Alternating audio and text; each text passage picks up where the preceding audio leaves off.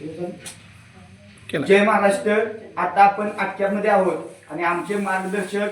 आमचे मोठे बंधू सन्माननीय धनंजय पाटील काका यांनी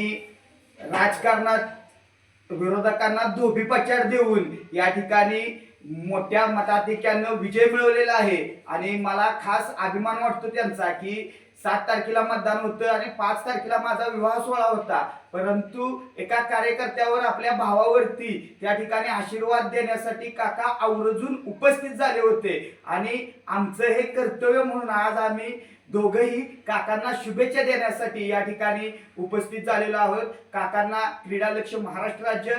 त्याचबरोबर कराड तालुका कुस्ती संघटना, सातारा जिल्हा कुस्तीगीर संघ,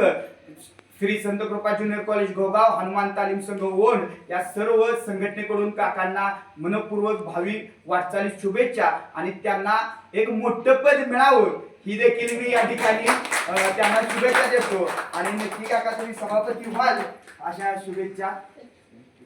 मोठं पद मिळणारच आहे म्हणून आम्ही बॅनर नाही केलं.